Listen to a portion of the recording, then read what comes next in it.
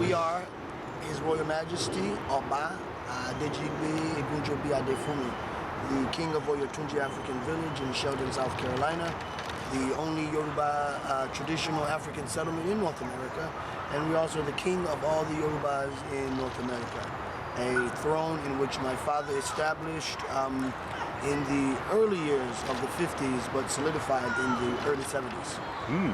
All right then. So we'd like to, there was a conference or an assembly that was held just recently, and a lot came out of that, and we would like to discuss with the Oba what exactly took place and basically where did this concept come from, because this was an awesome idea to have an assembly at this particular time when the African family is going through so much turmoil, so much bottom side upwardsness, you know. So what was the conference? How was it conceived, and how did it come out?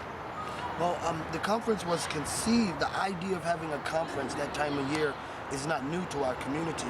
When I was a child, my father would have a conference every year whereby different practitioners and various people who are in love with African culture would come, and we would celebrate together. We would sing, dance, eat, and we would also convene to discuss various issues. And people would do have presentations. They would bring their presentations to enlighten the community, because maybe some people were there who didn't know something and they learned something, they took it home and were able to apply it. So the idea comes from our ancestors, and we always use the platform our ancestors used to go forward. And so in the modern time, which is now, we have a healthy group of young people and elders that we call the YAM, or the Yoruba Assembly Movement. It's an acronym for Yoruba Assembly Movement. This group of elders and young people came together to put this conference on. People from everywhere from 20 years old to 70 years old. Interlocked hands, interlaced ideas, and brought this particular assembly forth. Now the important thing is that this particular collective, the YAM, their job as a group is newly created and it's still being built. But the vision of their vision is to create and implement innovative programs, whether it be assemblies, festivals, educational series, and the like, but to create innovative programs that are both interactive and they apply the our ancestral techniques of doing things in a modern time. And so we really had the opportunity to see some of that go forward at the assembly, whereby you had all of these elders speaking, you had young people speaking and demonstrating and presenting. However, out of each session, there was a practical application on how you can actually apply this tomorrow when you get home. Absolutely. And so it was, the overtone for the assembly was culture is the chief magistrate. That means that our culture, various cultures, you know, whether it's from the African savanna or the African rainforest or the African desert or the African coastal delta, we all had culture, and our culture governed us. It governed us. It helped us to not only visualize a safe future, but right now in the present, help us to govern our interaction, our social interactions. And so by governing our social interactions and monitoring it, we were able, as Africans pre-colonialism, to exist in communities that didn't have a word for old folks home, that didn't have a word for orphanage, didn't have homelessness, didn't even exist, because the culture and the social construct monitored itself every day. When we were brought to the New World, then we were taught this other idea of living, which is selfishness, capitalism, what's mine is mine, don't share, profit is the bottom line. In our culture and in this assembly, we wanted people to understand that our culture is not based on profit. Our culture is based on people. People first. You put people first and everything else will come. You know, healthcare for people, land for people, houses for people. There's no reason why. I saw a family this morning, almost brought me to tears. A family, a mother and 4 kids on the side of the road on Old National, peddling for money. And the kids were knocking on car doors. But I drove past so many houses said foreclosed, abandoned, for rent, plenty of homes available. But that money thing is stopping us from being human. And so our culture didn't speak to that. So this particular assembly, we wanted to highlight that we do have a culture that we can rely on and investigate. And Google is here. Google it. Google it. All right then. Google it. So we want to Google the African village. And what do we put in for the website? Find us on the web, on the World Wide Web. We can be found at oyotunji.org. That's OYOTUNJI.org. Again, OYOT as in Tango, UN as in Nigeria, JI.org. And it will open you up to a new world, a world you have never seen before. And I know this because it's only one of a kind in this country. And sometimes good things come in singles. All right then. Well, we're going to ask you about your father, but right now there's a very special person with you, and we would like if you could introduce her to us and bring her forward. Absolutely. I'm traveling today here in Atlanta, in the beautiful city of Atlanta, with my daughter, my oldest daughter, Princess Farimade. She's traveling with me today. Thank you. Yes, indeed. She's traveling with me today and experiencing some of what her father does. We've been up for about 4 days now and doing interviews just as this and attending festivals and greetings and gatherings here in the Atlanta area. Because as you know, Atlanta is a bastion of culture. So many levels of culture that is happening here. And one good thing I see my part playing in this is to bring the cultural community together.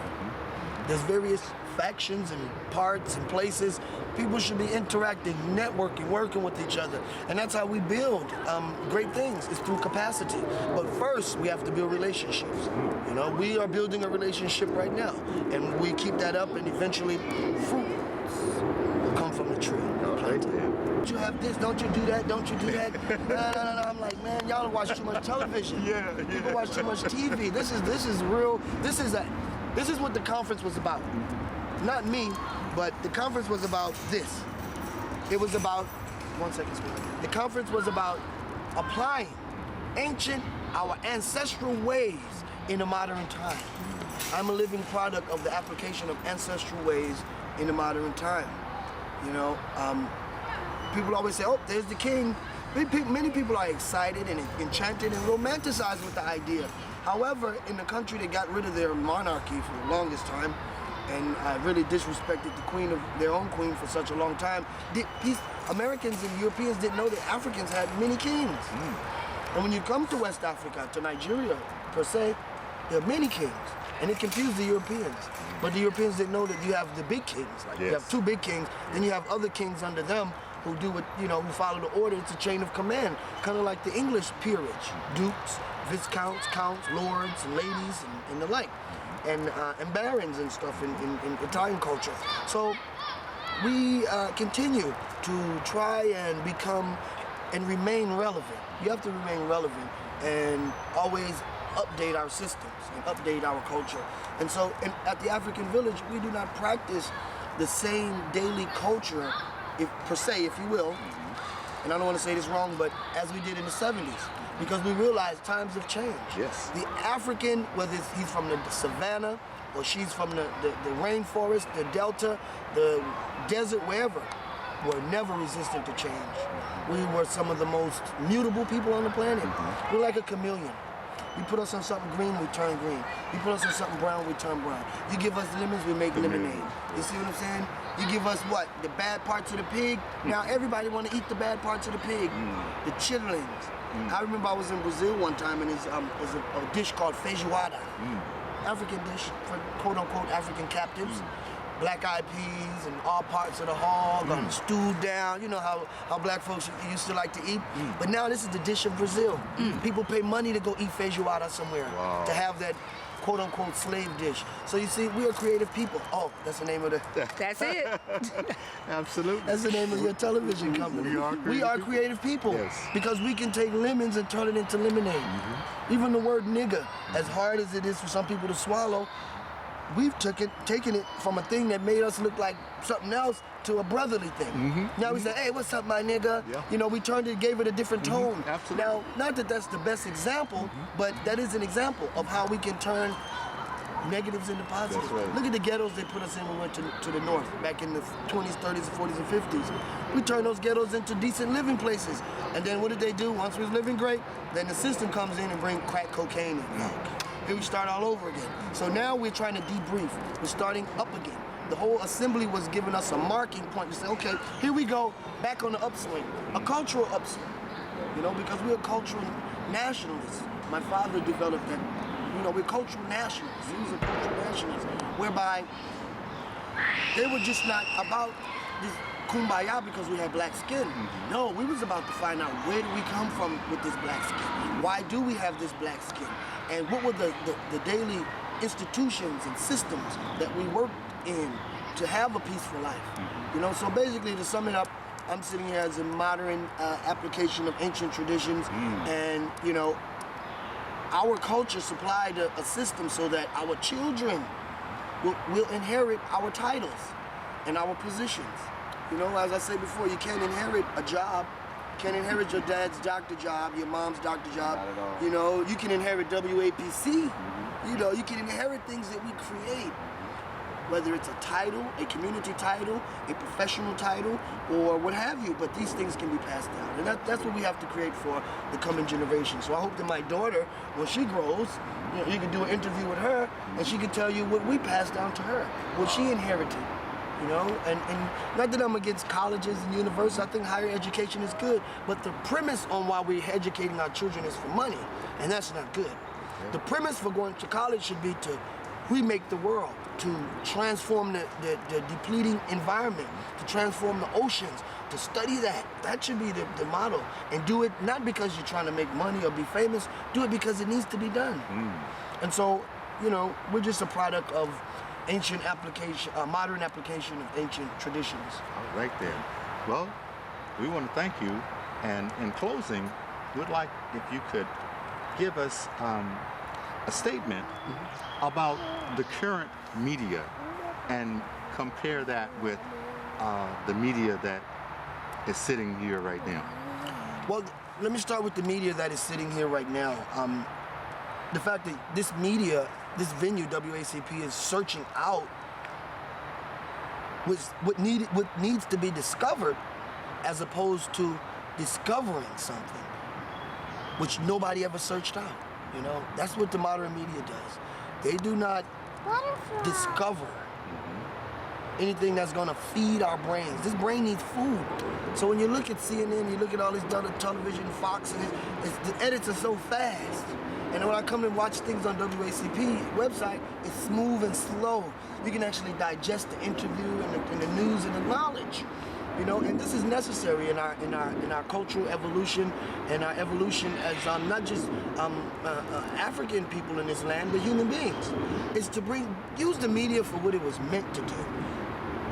Right. It was meant to educate, to show positive, not to hang on a negative. Who shot John and got away with it? Who stole a car? Another car chase. Police got shot. Cut the commercial. That's not media. American media has been hijacked by corporations. And once you get in with those corporations are the same entities who are responsible for bringing Africans to the New World as slaves. The corporation. Some of those corporations still have money from some of them ships.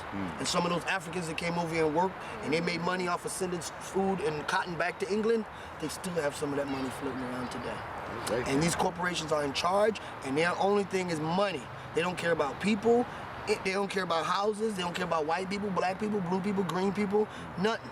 Money. Money. And that's sad. Bottom So line. as a filmmaker and you're a filmmaker as well, it's it's incumbent upon us to continue to create films, documentaries, videos, DVDs, publications, media that speaks to a higher level of consciousness. You know, it speaks to a higher level of consciousness, and I think that's all. Well, the year was 1986, and the place was the African Village in South Carolina, Sheldon, South Carolina. I had a very extensive interview with the king at the time, the Oba, who is his father, and we talked extensively about certain things pertaining to the culture and pertaining to even a reading of the WACPtv. And full circle, we're talking with the son. It's 2012. And on this day, the month of July, we'd like to ask you, when did you realize that your father was a king and that you would have to take on the responsibilities of your father? Well, when did we realize that we had to take on the responsibilities of our father? I believe we realized that, spiritually speaking, from birth. From the time we came through the birth canal and was birthed into the world, our destiny was born with us. And then, of course, within the confines of our Yoruba heritage, one can access the oracle by doing a reading or a divination to find out just what will this child's life be like. Like African people descendants of West Africa here in the New World, our ancestors didn't just have a child and then guess what it was going to be. They would consult the oracle. The cosmos, the energies, the world, life, abundance, human energy will tell you via the oracle what this child will be. So that was performed for me when I was 8 days old. And at that time it said that the oracle said that this child will be the successor to his father. My father's spirit returned once again to be the king. And so, you know, as you think about it like this, my father's father died, and then he's in heaven watching his son as the king. He's like, I want to come back and be the king too. So he comes back through one of his children. Yes. And he's the king today, you know. And I'm speaking in third party, but however, this is my story. Yes. I am my father's father returned. In Yoruba culture, we call that Baba Tunde, father returns, or Yeye Tunde. She is Yeye Tunde. She's my mother's spirit returns. Right. And so I knew that at a young age, but when I was a child, I used to get in trouble a lot because I would go around telling people, hey, I'm the next king. You can't talk to me like that. You know, imagine that, a 4-year-old child with this huge ego, inflated ego, and so people would tell my father. So I think I was sassing someone one day, and I remember my father came up behind me and grabbed my ear like this, said, don't you ever do that again. You listen to me. This is how this is going to go. Now, in Europe, they had a whipping boy. You know, so when the prince got in trouble, they'd whip the whipping boy in Europe. But today, the prince had to take his own punishment. All right, So I knew that at the time, and growing up through my life, it was always reiterated. It was always told to me, you know, you have to conduct yourself this way because in the future, you're going to be the king one day. You're going to be in charge of X, Y, and Z. So that's why we have to get you through this initiation, this process, this rite of passage. So there was a series of rites of passage that we had to go to arrive at this stage. However, we were not raised just with a silver spoon with milk and honey. We had to work just like everyone else had to work. People don't know that story about us. Like, you know, we didn't just like come up the next prince and yes, he's just got everything now and he didn't have to work for nothing. No, I worked right alongside my dad my whole life.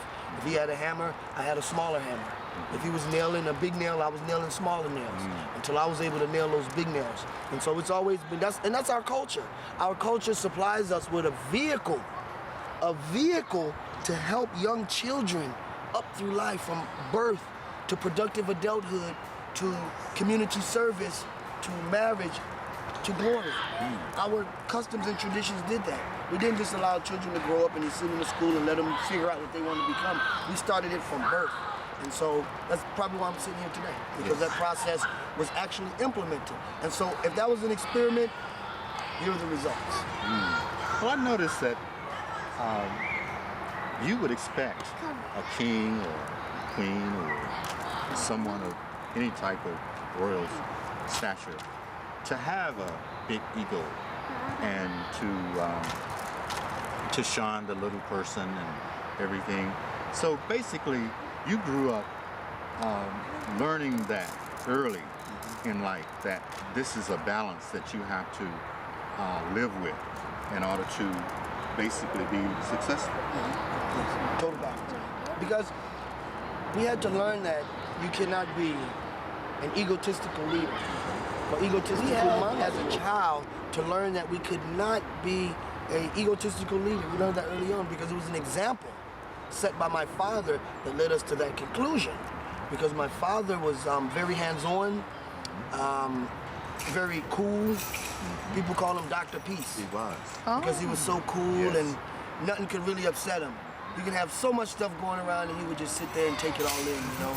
And so all situations were fleeting to him. And so he never latched on to one thing and turned it into his conceptual idea of who he was. He knew he was the king, of course.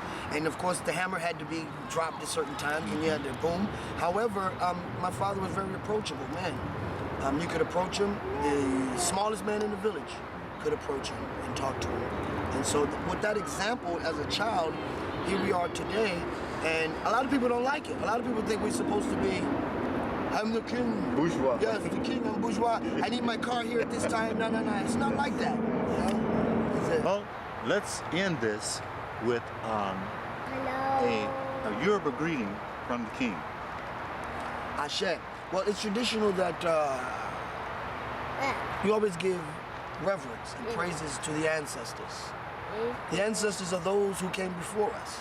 And so the African lives with three entities in the community. Three entities.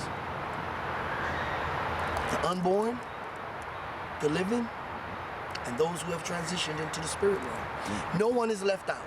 And so we give honor and praise constantly to our ancestors when we pray. We pray to what we call God in European language over here.